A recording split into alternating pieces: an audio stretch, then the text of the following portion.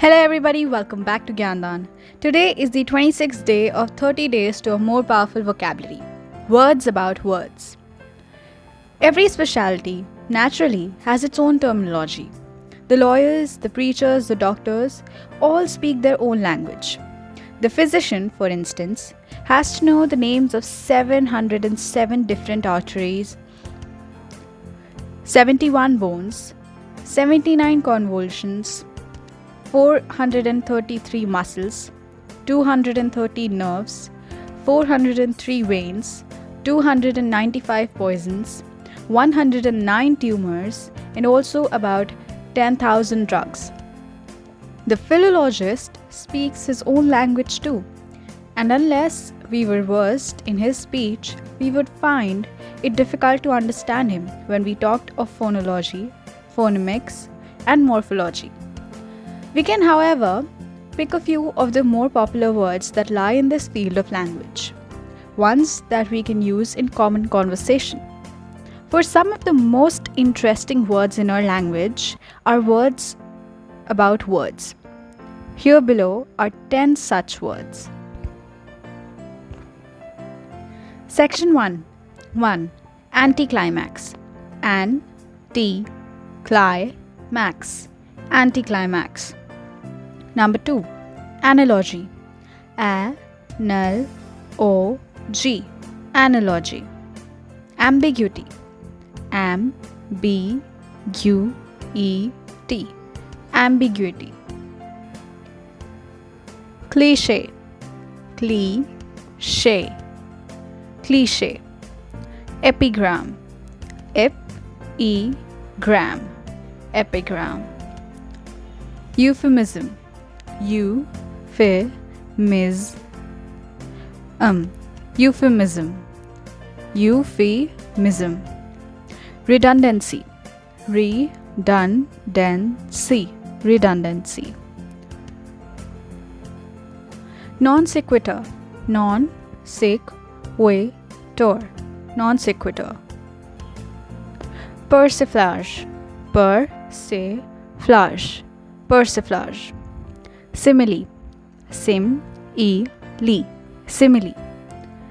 And now here is an example of each. Section 2. Number 1. Anticlimax.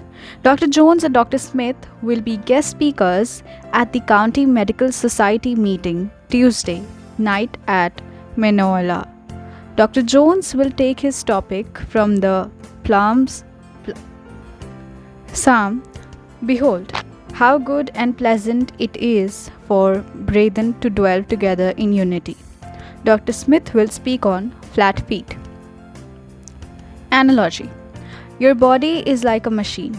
Put it in the proper fuel and it will function efficiently. Ambiguity. The farmer's helper took his car out of the garage. Whose car did he take? Cliché. It's a great life if you don't weaken.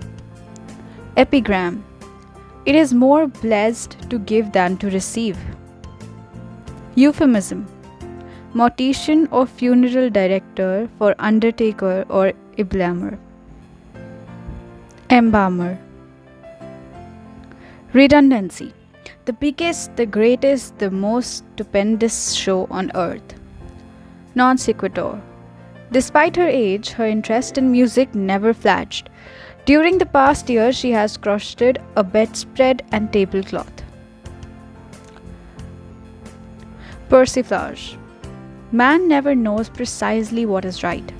So torn between a purpose and a doubt, he first makes windows to let in the light, and then hangs curtains up to shut it out. Simile. As thick as seagulls on the rock.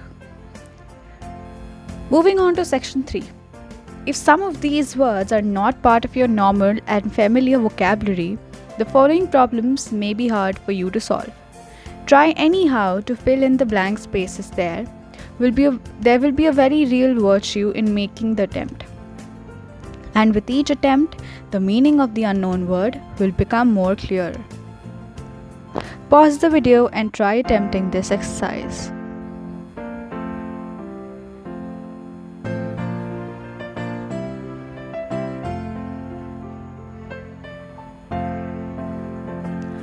Let us now look at the answers. Number 1. Change anticlimax to an adjective, filling the form into the following sentence. After the great naval victory, the sinking of a single enemy trawler was anticlimactic.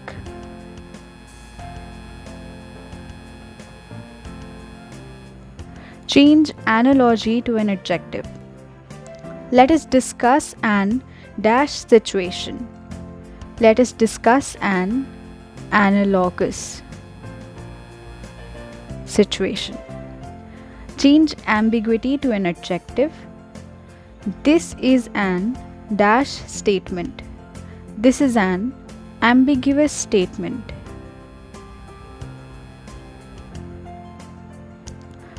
Number 4, cliche.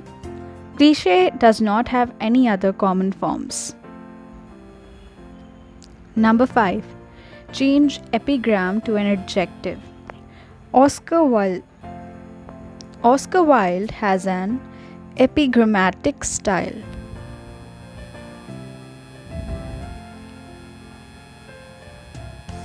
Change euphemism to an adjective. Let us use a more euphemistic term.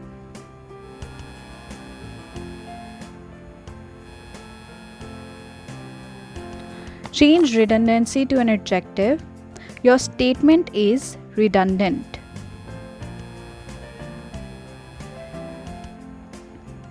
Number 8, non sequitur has no other common forms, neither does persiflage, and so does simile. All these do not have any other common forms. Moving on to exercise 4. Now we will give you for the first time the dictionary definitions. The meanings of any words that are strange may be hard to identify.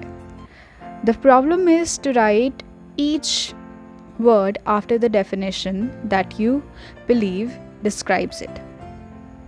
As a valid test to your understanding, try to fill them in without referring to the previous pages. Pause the video and try attempting this exercise.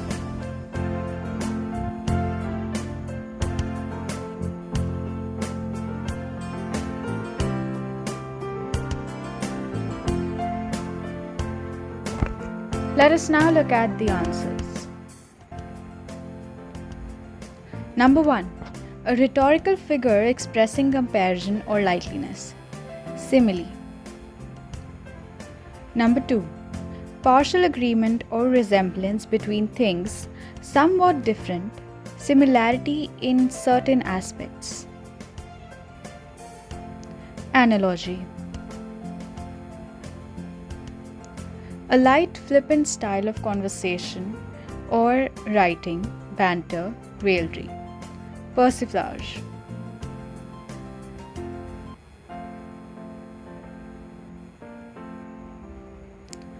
A stale, worn out or stereotyped phrase, either written or spoken.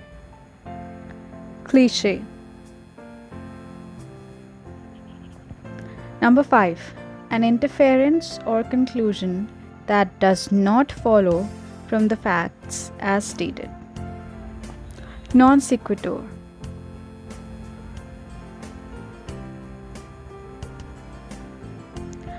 Number 6. A gradual or sudden decrease in the importance or impressiveness of what is said.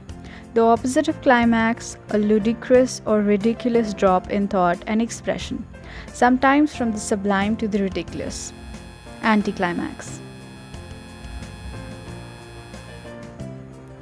Vagueness, indefiniteness, uncertainty, an expression whose meaning can be taken in two or more ways. Ambiguity.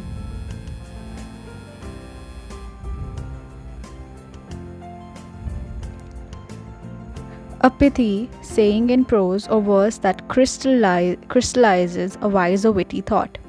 Epigram. Number 9. A pleasing expression used in place of one which is plainer or more accurate, but which might be offensive, embarrassing, or in bad taste. Euphemism.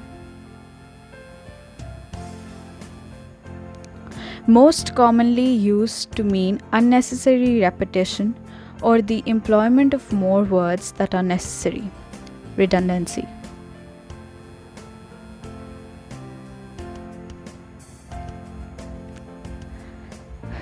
Moving on to exercise 5. The following is an assignment that you can do or not as your time and enthusiasm permits. It will be of great advantage to you, though, if you can put newly learned words to immediate use. Would you like to write a sample phrase illustrating each of the words that you have just had? Your results, of course, do not have to be scintillating or original. Compare your answers with examples in section 2. You can pause the video and try attempting if you wish to. And recheck the answers from section 2. Exercise 6.